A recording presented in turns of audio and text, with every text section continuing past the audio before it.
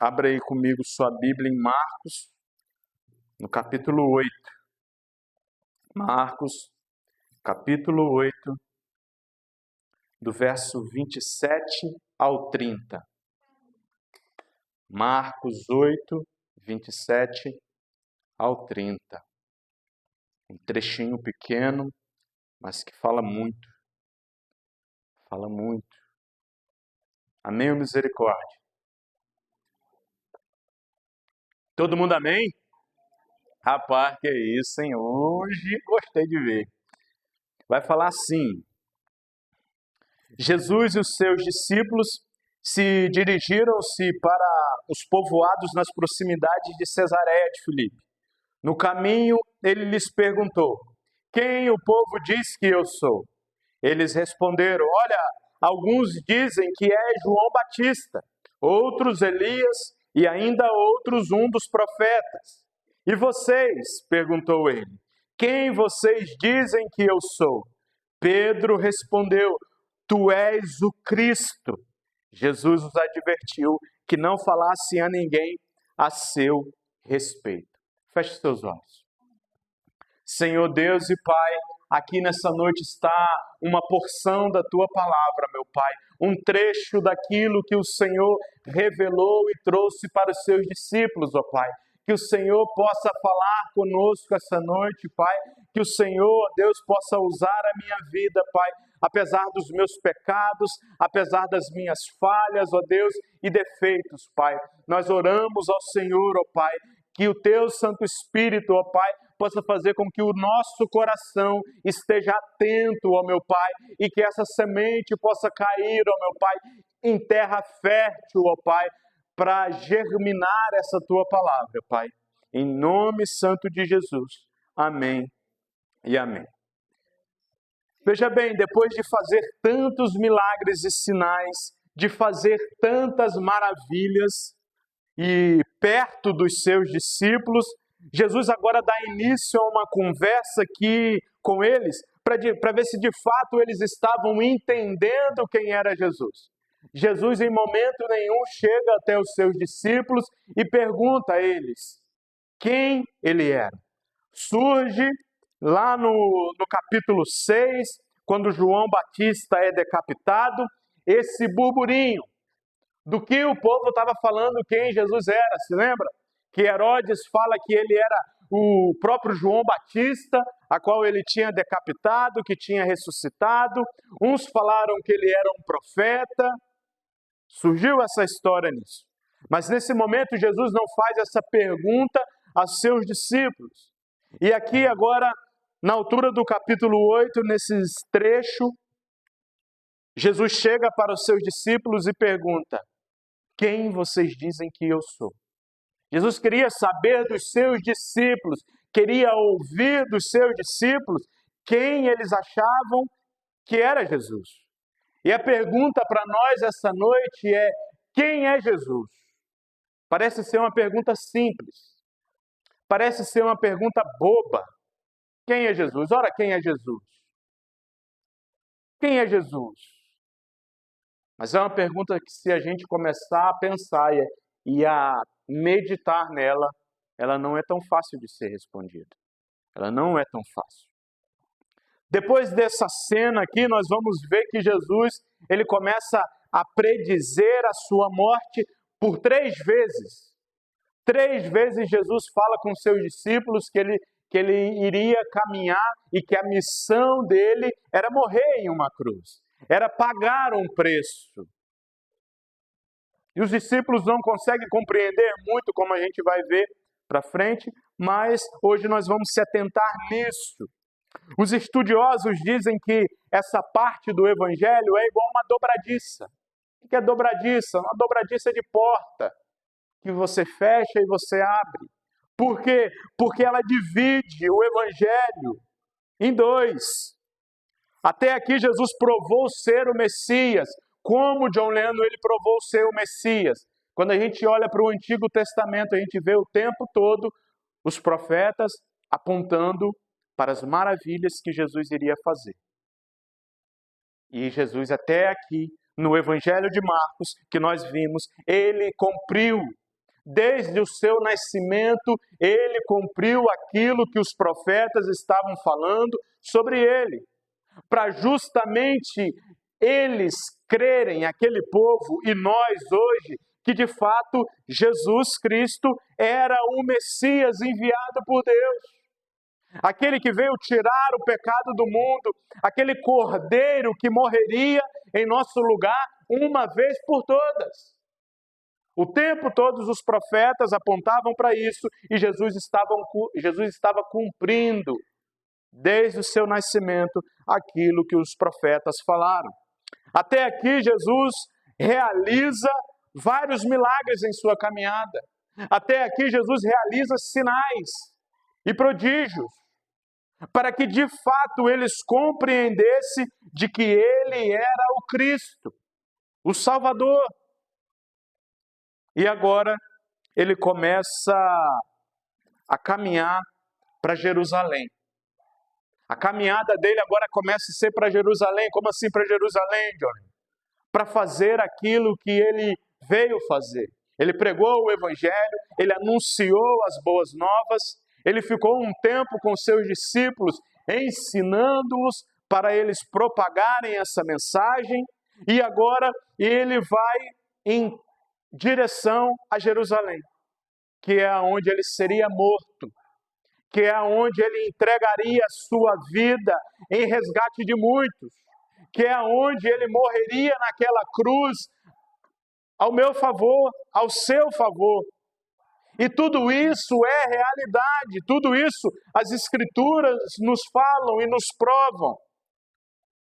As Escrituras são a palavra de Deus, e elas falam isso.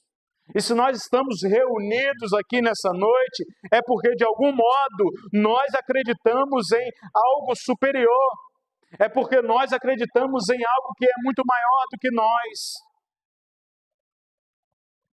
E de fato é Jesus Cristo. No 27, Jesus faz uma pergunta.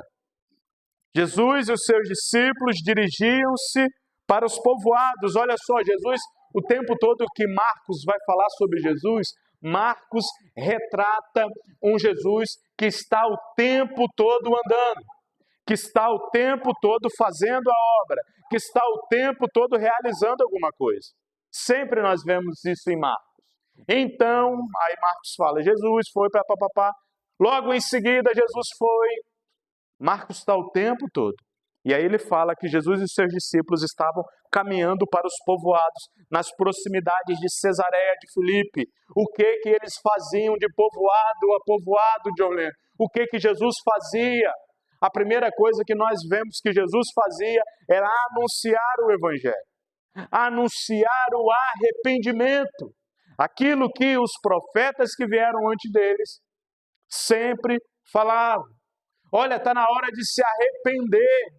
Essa é a mensagem do Evangelho. A mensagem de que nós não conseguimos nos salvar. Mas a boa notícia que é o Evangelho, que Deus envia o seu Filho para pagar uma dívida que seria impossível para mim e você pagar. Esse que é o Evangelho, essa que é a boa notícia. Só que Jesus faz uma pergunta, a pergunta mais importante para os seus discípulos, e a pergunta mais importante para nós hoje, no século 21, 2024 anos depois da vinda de Jesus Cristo. Essa pergunta, ela é atual para nós. Mas se aí, quando a gente pergunta quem é Jesus, aí você pode falar, olha, Jesus é Filho de Deus. Tá bom, tá correto. Jesus, ele é o Messias. Tá correto. Mas essa pergunta, ela precisa fazer um efeito maior em nossas vidas. Ela não quer só uma resposta simples de nossa boca, de que ele é o Filho de Deus. Ela requer uma resposta mais profunda de nós. E essa pergunta tem ecoado aos séculos. Essa pergunta tem feito barulho desde o tempo de Jesus, quando ele estava com seus discípulos. Quem é Jesus? Qual é a sua identidade? Quais são os seus atributos e as suas obras? A vida depende dessa pergunta. A nossa vida vai depender de como nós respondemos essa pergunta. E aí logo eu já quero dizer, não da boca, mas a resposta com nossas atitudes, que é o mais importante. Como nós estamos cansados de ver falar, até papagaio fala. Você ensina meia dúzia de palavras, ele fala, ele repete. Aquilo ali é um perigo, né? Porque tudo que a família fala, ele fala. Se a família for uma família que xinga, já sei o que eu vou fazer, vou dar um papagaio de presente para cada um. Aí eu vou chegar na casa de vocês para ver o que ele está falando. Aí, boa ideia, rapaz. Rapaz, Espírito Santo é bom, hein? Olha o que ele trouxe aí. Vou dar um papagaio para cada um. Aí vai ficar bom. Aí eu vou ver quem louva. Aí eu vou ver quem ora. É... Se eu chegar na casa de um e ver o papagaio xingando, aí a peia vai ser pesada. Mas brincadeiras à parte, essa pergunta precisa ser respondida por nós com nossas atitudes, não só com a nossa boca. Porque todo mundo sabe, quem é Jesus? Jesus é aquele que morreu na cruz. Todo mundo sabe disso, minha gente. Todo mundo sabe. Foi feita uma pesquisa nos Estados Unidos, de quem era Jesus. Todo mundo sabia responder. Todo mundo sabia. Jesus é aquele que morreu na cruz e tal. Todo mundo sabia. O grande problema é que as pessoas não conseguiam responder com suas atitudes, que é o mais importante, que é aquilo que a gente se reúne aqui. O povo daquela época estava confuso acerca da resposta de quem era Jesus. O povo daquela época, não só daquela época, mas eu quero trazer para nós hoje, estão confusos sobre essa resposta. Mas John Lennon, uma resposta tão simples. Não é tão simples. Não é tão simples. Porque ela é uma resposta profunda. Porque ela é uma pergunta profunda.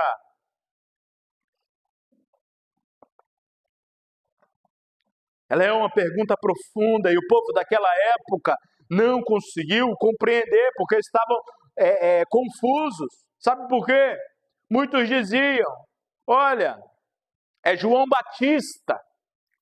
É João Batista que foi decapitado por Herodes, que encarnou, reencarnou e veio. É ele, João Batista. Muitos falavam que ele é Elias, que tinha ressuscitado. Aquele Elias que fez grandes sinais, aquele Elias que realizou grandes coisas no Antigo Testamento com o poder de Deus. Quando nós olhamos para a vida de Elias, nós temos que ver que o poder investido nele era o poder de Deus. Ele não fez aquilo porque ele era bom, mas quando as pessoas olham e falam, olha, esse aí é Elias, ele é um profeta, como outro qualquer, ele não é ninguém. Se ele fosse um homem comum, se ele fosse um profeta comum, a salvação não viria para nós. E talvez hoje a gente não estaria aqui. Talvez hoje a gente não existiria mais mundo, não sei. Se Jesus Cristo não fosse o Messias, o Salvador, nós não estaríamos aqui. E as pessoas e o povo antigamente não conseguiram compreender. Infelizmente, eles não discerniram que Jesus era o próprio Filho de Deus. Ou ainda, o próprio Deus encarnado. Eles não conseguiram. E o problema é que hoje, Em pleno século XXI, muitas pessoas não conseguem discernir quem é Jesus Cristo, não conseguem compreender quais são os seus atributos, não conseguem compreender a sua obra. Por isso que estão caminhando como se não houvesse amanhã, como se morresse, acabou tudo. Mas as Escrituras nos revelam, meus irmãos, que a nossa morte é uma passagem. A nossa morte não é o fim. E aí o que as pessoas não estão atentas é porque aqui, como eu sempre falo, a gente vive um curto espaço de tempo. Só que quando Jesus voltar, vai ser a eternidade que nós vamos viver. E aí, da maneira como a gente respondeu a essa pergunta, vai definir para onde nós vamos. E isso é sério. E isso é algo profundo. Porque, como eu responder essa pergunta, é para onde eu vou.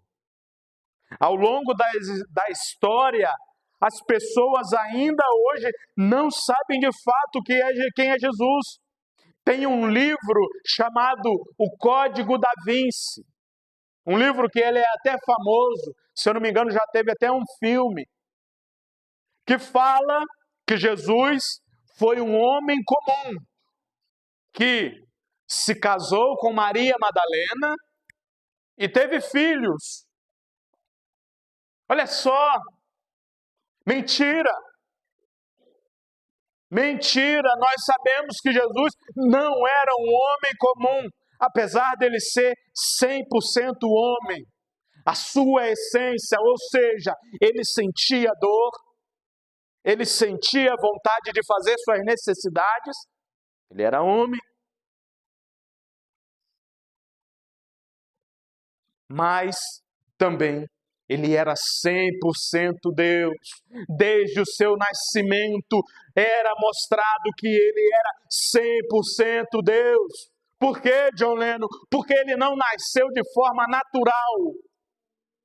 Logo de cara, no nascimento dele, não foi de forma natural. Não teve relação. Foi o Espírito Santo. E quem concebeu Maria para ter Jesus, logo aí já foi sobrenatural. Eu sempre brinco e falo, olha, nascimento dessa maneira só foi um. Se sua esposa chegar para você e falar, foi o Espírito Santo. Mentira, porque só teve um. E nunca mais vai ter outro. Que não teve relação para nascer. Jesus Cristo foi o único. Então, ele não foi um homem comum. Então, quando Jesus pergunta, ele queria ver o que os seus discípulos responderiam. Ele queria ver o que o povo estava falando. E sabe o que o povo está falando hoje ao nosso redor? Jesus não existe. Deus não existe. Se Jesus existisse, o mundo não estava do jeito que está, as pessoas falam. Se Deus existisse, o mundo não estava como está. O grande problema, sabe o que é? O que fez o mundo estar como está? O pecado. O pecado do homem. Por isso que o mundo vai de mal a pior. Mas muitos falam, se Jesus, Deus existisse, o mundo não estaria assim. Mentira, Deus existe, Jesus existe. Ainda hoje as pessoas estão perdidas, ainda hoje pessoas vão e frequentam igrejas sem saber quem é Jesus de fato. Porque para muitas pessoas, Jesus não é o Jesus da Bíblia. Para muitas pessoas, Jesus é um guru. O que é guru, John Lennon? Um sábio, ou aquele que realiza desejos. Para muitas pessoas, Jesus é aquele que eu, na minha oração de noite ou de dia, eu só peço, como uma lista de compras.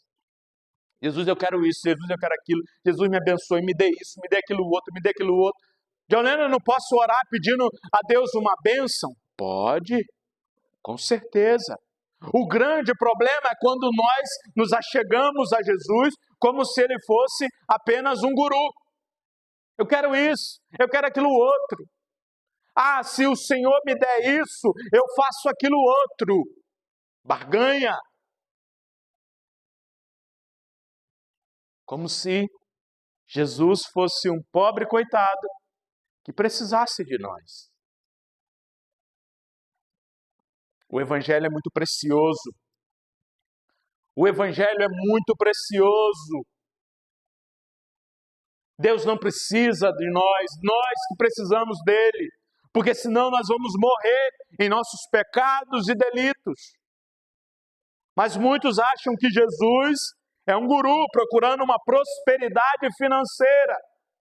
Eu já ouvi pastores falando desse jeito que eu vou falar aqui agora. Olha, se o rei Davi foi rico, se o Salomão foi rico, por que na minha vez eu não posso ser rico? Não, a gente tem que chegar até Jesus e falar, eu não aceito ser pobre. Coisa horrível. Como assim? Jesus não é um guru, ele não está preocupado com prosperidade financeira. A prosperidade que ele tem para a nossa vida é uma vida em abundância. O que é uma vida em abundância, John Lennon? Uma vida contente em qualquer circunstância. Uma vida que um dia nós estaremos com ele e não haverá mais choro, não haverá mais dor. É isso que ele se importa, com as coisas eternas. Eu não estou dizendo que ele não pode nos abençoar, ele nos abençoa. Ele faz isso. Mas ele não é um guru. Ele não é o gênio da lâmpada mágica, como eu falei, se eu não me engano, semana passada, ou outro dia. Que a gente esfrega, e aí ele vai aparecer, e aí a gente pede. Pede. O problema aqui do púlpito, muitos púlpitos está sendo ensinado isso, que você deve requerer de Deus, como se Deus fosse o seu subalterno, como se Deus fosse o seu empregado. Você tem que chegar, eles dizem, para Deus e pedir, e declarar, e profetizar, eles usam esse termo, que não tem nada a ver com isso, e declarar, com ousadia, é meu, eu quero. Não, gente, não é desse jeito. Não é assim que funciona. Muitas pessoas lotam igrejas atrás de um Jesus e um rei político para melhorar a sua vida nessa terra e nada além disso. Os fariseus, eles procuravam um rei político, um rei que nasceria em um berço de ouro, um rei que tiraria eles do poder do Império Romano. Por isso que quando eles sabem que Jesus nascia na Galileia e foi colocado num coxo de dar comer ao animal, eles logo no início já rejeitam. Porque eles queriam um rei que traria financeiro. Um rei que os tornaria ricos. Só que o reinado de Jesus é um reinado invertido. Um reinado onde é tudo invertido. Aquele que quer ser o primeiro, seja o último. É isso que diz respeito.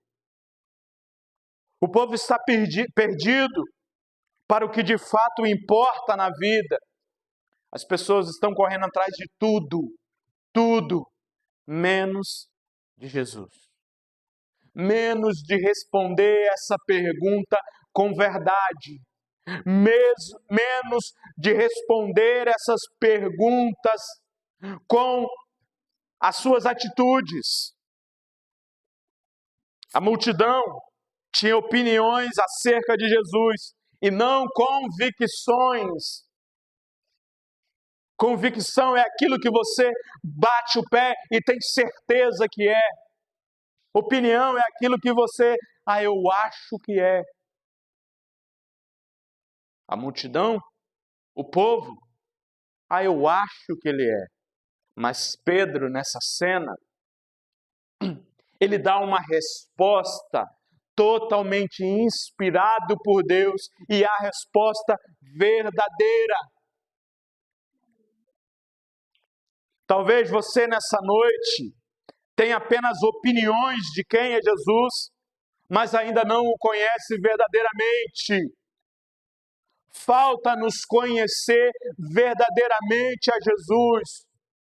Quando nós somos impactados pelo Espírito Santo e conhecemos de fato a Jesus, não tem como nossa vida ser a mesma. Eu não estou falando de sair de pobreza e ir para a riqueza, não estou falando disso. Não falo em dinheiro, não falo em nada disso, eu falo em uma mudança de vida, atitudes e uma vida eterna. É isso que é ter uma vida em abundância.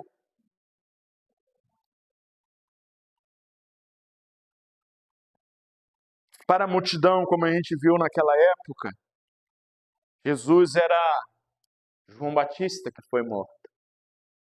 Só que João Batista, quando vai batizar a Jesus, ele fala, olha, eis que vem um após mim, que eu não sou digno nem de tirar a sandália dos pés, que fará coisas maravilhosas. Aquele cordeiro que vai tirar o pecado do mundo. João Batista já tinha uma visão de quem era de fato Jesus. Era aquele cordeiro que seria imolado, que seria morto e tiraria o pecado do mundo. E pagaria o preço que era para mim e você pagar. Esse é Jesus. E não Elias, um profeta do Antigo Testamento, não. Um mensageiro apenas de Deus, ele era o próprio Deus encarnado. Ele não era um mensageiro como nenhum outro qualquer. Ele não era um profeta como nenhum outro qualquer do Antigo Testamento. Ele era o próprio Deus encarnado.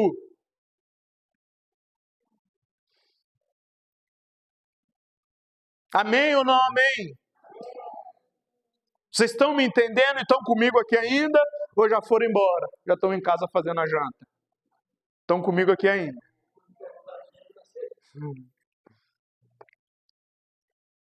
Havia muitas opiniões entre o povo, exceto a verdadeira. Hoje, existem muitas opiniões sobre Jesus, mas nenhumas são as verdadeiras. Aliás, tem sim a verdadeira, mas a maioria são respostas erradas, assim como do povo lá. Muitas pessoas ouvem falar de Jesus, até aceitam a Ele. Olha só, até estão na igreja, são crentes, mas não o conhecem como verdadeiro Deus. E não se entregam a sua vida por inteiro a Jesus. Existem aqueles que entregam sua vida só pela metade. Jesus, aqui o Senhor pode trabalhar. Essa banda aqui o Senhor pode cuidar. Da outra metade, eu. Jesus, o Senhor não pode cuidar da minha vida toda, não. Só da metade. Não existe isso. Ou é tudo, ou é nada. Ou você se lança aos pés de Jesus por inteiro, ou não é nada. Como a gente já viu, é morno. E morno Deus vomita, Jesus vomita. Ou você é, ou você não é. Não tem como ser mais ou menos. Crente Raimundo, não dá para ser. Um pé na igreja e outro no mundo. Não dá. Ou é os dois pés, ou é nenhum. Não dá para ser. Ora estou aqui, ora estou lá. Se eu ver uma oportunidade para enganar alguém, eu passo o cutelo. Se eu vou no mercado e recebo um troco a mais, foi bênção. E ainda tem gente que coloca Deus no meio. Olha, rapaz, Deus me abençoou. Olha só, rapaz, ganhei um troco a mais. Não. Deus está te provando para ver se você de fato é um cristão. Tem que ser por inteiro. Se nós não sabermos com clareza quem é Jesus, estaremos perdidos na questão mais importante da vida. Essa é a questão mais importante da vida. O que nós estamos falando e discorrendo nessa noite é a coisa mais importante na vida. Porque é ela que vai definir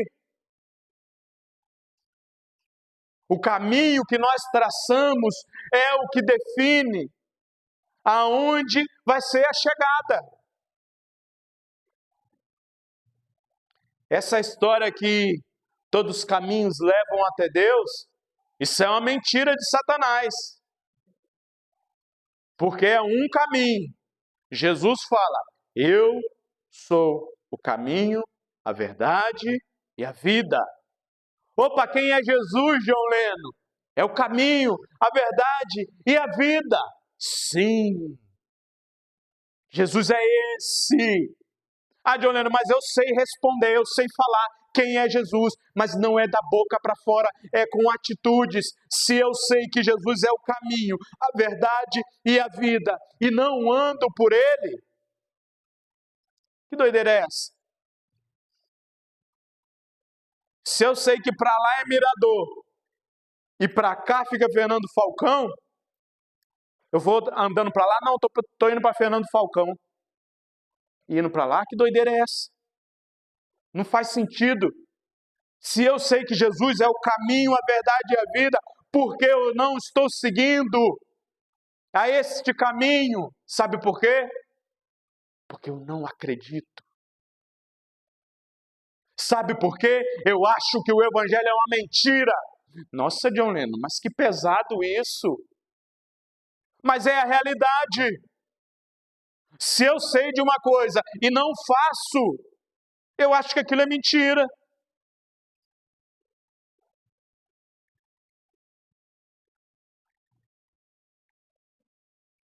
A vida, a morte e a ressurreição de Cristo e a sua obra expiatória é a essência do cristianismo. John Lennon, o que é morte expiatória? É a morte em nosso lugar, é a morte que foi feita no meu e no seu lugar por causa do nosso pecado, por causa da nossa falha. Nós não conseguimos agradar a Deus como Ele quer. Nós não conseguimos seguir a Deus como Ele quer. Nós não conseguimos viver uma vida sem pecados. Por isso nós carecemos de um intermediário, de um mediador entre nós e Deus. E esse é Jesus Cristo, a sua obra expiatória. A sua morte na cruz ali não foi porque Jesus era fraco. A sua entrega da sua vida ali não foi porque ele não tinha poder de guerra. Não. Ele doou a sua vida em nosso lugar. Maior presente que esse nós não receberemos nunca. Nunca. Nós só temos a vida porque Ele morreu e ressuscitou para nos perdoar de nossos pecados e nos salvar da condenação eterna. Ei, nós só vamos ter vida eterna nos céus com Deus se nós respondermos a pergunta que está sendo feita essa noite de maneira clara e objetiva.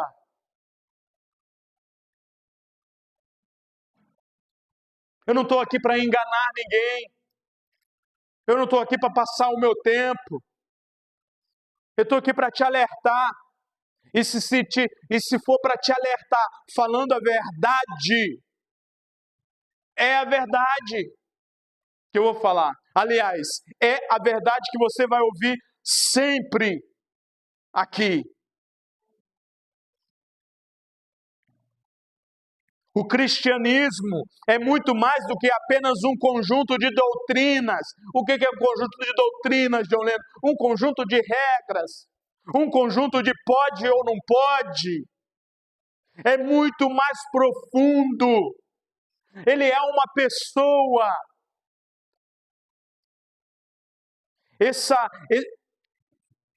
Essa palavrinha que vem, ismo, cristianismo, significa os seguidores, aqueles que estão por Cristo, que seguem os preceitos de Cristo. É muito mais do que um conjunto de regras e doutrinas. Ele é uma pessoa. Cristo é o centro, o eixo, a base, o alvo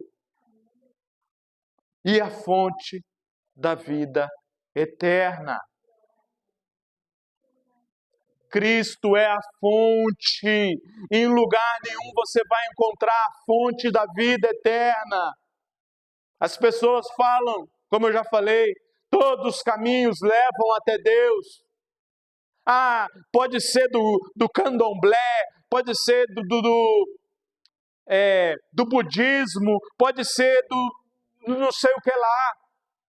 Que no final das contas, todo mundo vai estar com Deus. Mentira.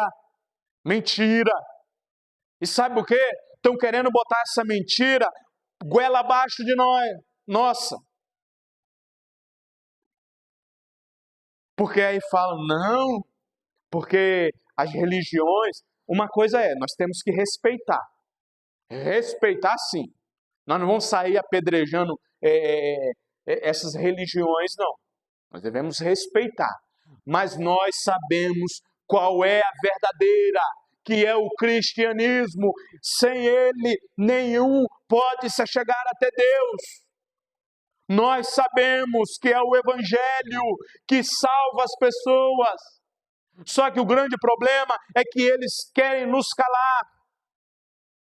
Falando, não, peraí. Respeitar, a gente respeita.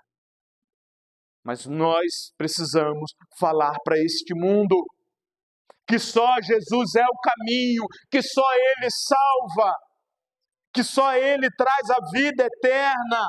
É só Ele, amados. E tem muitas pessoas sendo enganadas.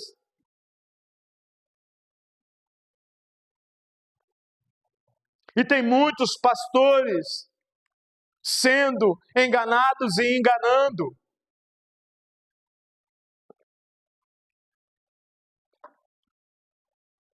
Quem é Jesus? Que essa pergunta possa martelar hoje na sua cabeça, hoje, amanhã, no resto dessa semana que se inicia hoje. Possa martelar na sua cabeça quem é Jesus. Fora dele, amados, não existe redenção nem esperança. Fora de Jesus Cristo não existe esperança para nenhum de nós. Não existe esperança na nossa força. Não existe esperança em Buda. Não existe esperança nenhuma sem ser em Jesus. Olha só a resposta de Pedro, no verso 29. E vocês, perguntou ele, quem vocês dizem que sou? Pedro respondeu, tu és o Cristo. Mateus vai falar que Pedro responde, olha, tu és o Cristo, o Filho do Deus vivo.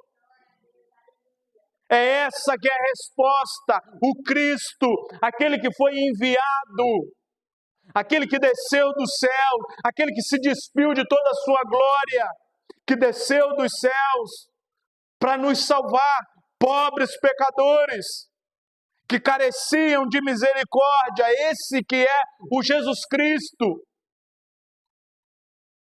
E a nossa resposta precisa ser uma atitude de viver segundo a vontade dEle, de se entregar para Ele.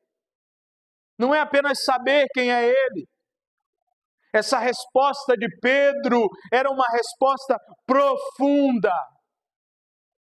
Ele é o Cristo, o Messias prometido desde o Antigo Testamento, desde os antepassados. Ele é o profeta anunciado, ele é a raiz de Davi, a descendência, a semente da mulher que esmagaria as obras de Satanás. Esse é Jesus Cristo, aquele a qual trouxe vida para nós. O crente é aquele que sabe de fato quem Jesus é e se opõe à opinião popular e expressa de forma clara e consistente uma posição contrária ao mundo. Se você sabe a resposta de quem é Jesus, a sua posição vai ser contrária a este mundo e a essa sociedade, porque a sociedade caminha contrário às vontades de Deus. Jesus é o Rei dos Reis, Senhor dos Senhores. Ele é o Filho de Deus, aquele que veio para nos salvar e redimir e nos libertar da escravidão do pecado.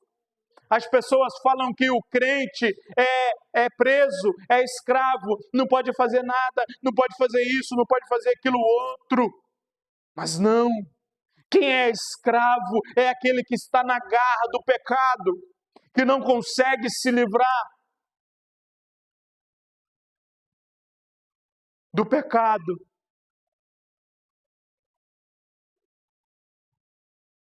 A fé de Pedro não foi abalada pela pobreza de Jesus. A fé de Pedro, quando falou isso, não foi abalada por olhar para Jesus e entender Jesus nascendo em um berço pobre, se vestindo com roupa simples. Isso não abalou a fé de Pedro. Abalou a fé dos fariseus, mas a de Pedro não, porque Pedro estava o tempo todo com ele, mesmo quando ele dizia: olha, o Filho do Homem não tem nem aonde reclinar a sua cabeça. Pedro não desistiu. Pedro continuou. A sua confiança não foi atingida pela oposição dos mestres da lei e fariseus. Os fariseus falavam: não, esse não é o Jesus, esse não é o Messias. Mas a posição de Pedro não foi. Pedro continuou firme, porque ele sabia que de fato aquele que estava ali era o Deus encarnado. Ele sabia e nada poderia abalar a ele. Ele firmemente confessou que o homem a quem seguia era de fato o Filho de Deus. Firmemente ele se posicionou. Ele não se deixou levar pela sociedade, pelo mundo. Esse daí não é o Jesus, não. Não, Jesus, rapaz, larga disso, Deus não existe, não. Vamos festejar a vida, vamos brindar a vida, porque Jesus não existe, Deus não existe. Ele não foi levado. E sabe qual é o problema da cidade grande? É quando o menino vai para a faculdade e lá ele encontra várias teorias de que Deus não existe. Mas aqueles que conhecem o verdadeiro Deus, eles não caem. Eles continuam firmes, porque eles sabem que o Redentor deles vive. Eles sabem que Jesus Cristo é o próprio Deus. A nossa fé não pode ser abalada quando alguém diz: olha, por que você está vivendo nessa situação? Se o seu Deus existe, por que você passa por tantas lutas? Se o seu Deus existe, por que Ele não te cura como fazia no passado? Muitas pessoas falam isso, mas a nossa fé não pode ser abalada por essas pessoas. A nossa fé precisa estar firme na convicção de que Ele é o Cristo e um dia vai voltar para nos resgatar. Glórias a Deus, amados. Glórias a Deus por isso. Porque essa é a certeza que nós temos. Essa é aquilo que está escrito aqui na Bíblia. E é isso que nós gastamos as nossas vidas.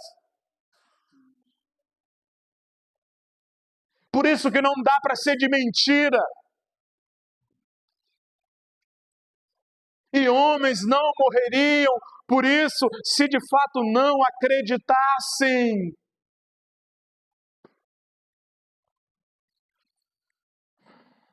Para a gente concluir nessa noite, na vida nós teremos que confessar a Cristo verdadeiramente. A nossa decisão precisa ser correta, precisa ser firme,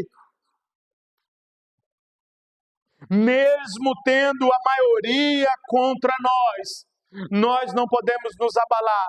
Mesmo que existe pessoas que chegam até a gente: rapaz, Edão, desiste disso, rapaz.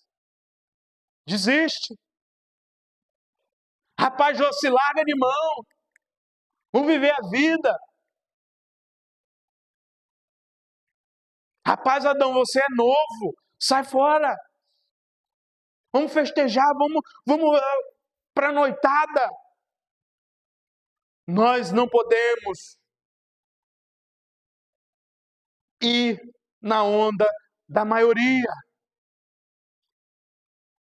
Porque os nossos olhos precisam estar fitos em Deus, porque eles foram abertos pelo Espírito Santo, e o Espírito Santo começou a fazer a obra em nossa vida. Por isso nós acreditamos que de fato Ele existe, Ele é o Messias, o Filho de Deus. E Mateus, sabe o que vai falar? Quando Pedro dá essa resposta, Jesus fala: e tu és Pedro, e sobre essa rocha edificarei a minha igreja. Sobre essa resposta de que Jesus era o foco, a pedra angular.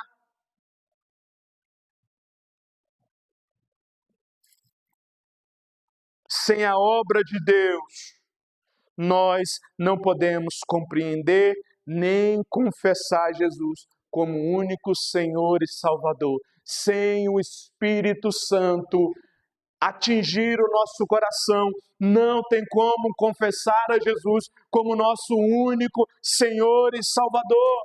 Precisamos dele. E agora, meu costume não é esse, mas eu sou levado, depois dessa palavra, a te fazer uma pergunta. Você que ainda não sabe quem é Jesus ou ainda não se decidiu. Se você quiser, com a ajuda do Espírito Santo, se você entende com a ajuda do Espírito Santo e quer receber Jesus como seu único Senhor e Salvador, levante sua mão que eu quero orar por você. Amém. Amém. Glórias a Deus. Glórias a Deus. Vamos colocar de pé. Vamos orar. Amém. Que o Senhor entendeu de fato isso. E se você quiser me procurar para conversar, para entender, me procura. Só não deixe a oportunidade passar. Amém? Existe festa no céu.